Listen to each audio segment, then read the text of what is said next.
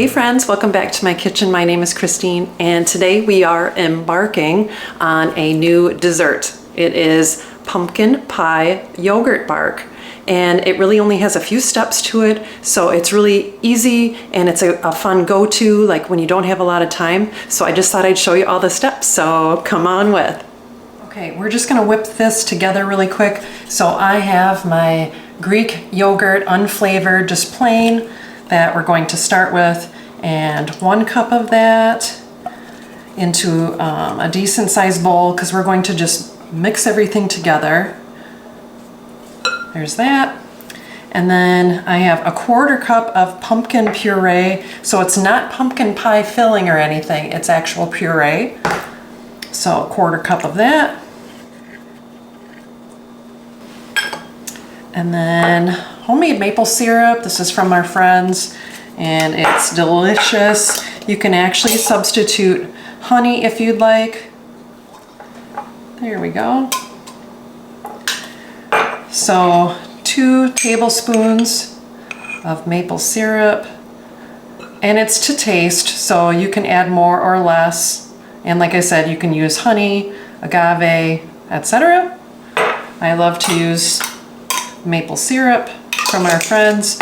And then I have my own homemade pumpkin pie spice. I did a short on that, so you'll get to see that, all the ingredients in that, and this is 1/2 a teaspoon. And that's also, again, more or less to taste. And we are going to get it mixed up. Actually, I'm gonna stick with my spatula to mix. So you wanna make sure that it's well combined. And then I have my pan over here with some parchment paper, and you want to make sure that the parchment paper goes all the way up the side. So make sure you have room in your freezer for this. We're going to throw it in the freezer for a few hours, and then we'll come back and add everyone's favorite part, the melted chocolate. So we're gonna get this mixed up really well. It starts to look like, kind of like a pudding, and it's looking really good. So here we go. Let's get this ready. And then the other fun thing that I'm choosing to do is I'm actually going to add my own pumpkin seeds to it, some pepitas. So let's get this in the container here. Okay, I just got it all smoothed out with my offset and tried to make it about 1/4 of an inch, you know, thickness wise, so then it all freezes really nicely. And then here I am, I'm gonna take some of my pepitas and just kind of sprinkle them on the top. This is all by choice, you don't need to do this. And you can actually, you know, put other things on there too if you want. You can add other chocolates instead of doing the melted chocolate like what we're gonna do. So there we go. And now it is officially ready for the freezer. Okay, here we go. We're gonna stick this in the freezer.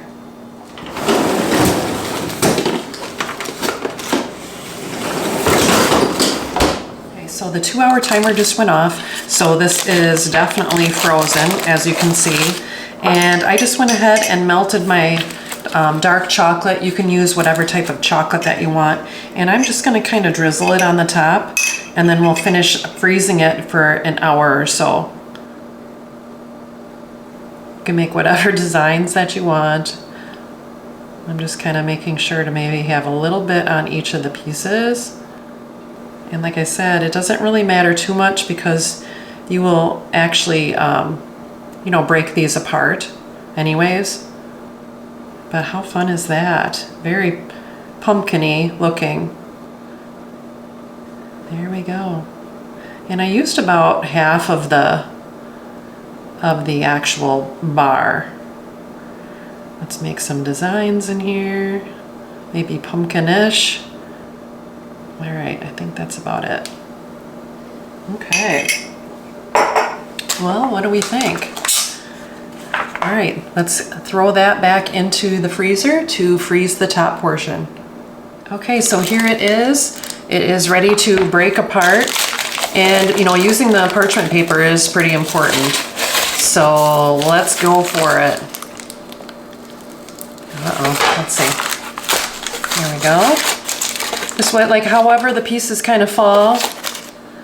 And I like to store them in this is a silicone bag, and right back in the freezer.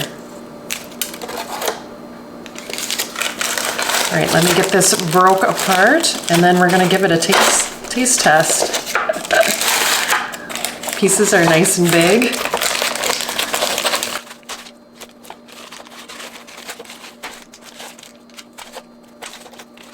Okay, so here we go. Look at these beautiful pieces.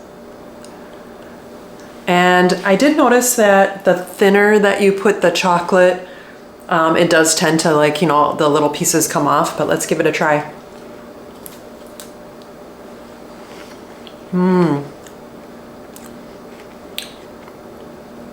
It's very good and pumpkin-y. I could see kind of dipping this into maybe some whipped cream or something, but what a fun dessert. And very cold. So perfect for a hot fall day. So there we go. I am going to store these, like I said, in my stasher bag in the freezer. And it does say that it's good for up to 3 months or so if they last that long. But it's fun just to kind of go in and grab a piece at a time. When you have that kind of sweet tooth during fall, who doesn't love a little bit of pumpkin? So thanks for stopping by my little channel. And if you like super simple recipes like this, ones that you can use over and over again for a quick something to do, hit that like and subscribe. And I will see you next time on Christine's Routines. Take care and God bless. And now I'm going to finish my piece.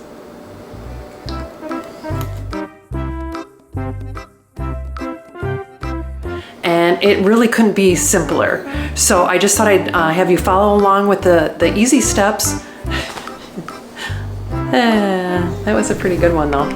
And today we are embarking on a new adventure. We are going to be making some homemade, oh golly, what is it? All right, I'm just gonna say bark one more time. Today we are embarking on a awesome adventure making. It's not an adventure. We're just making something.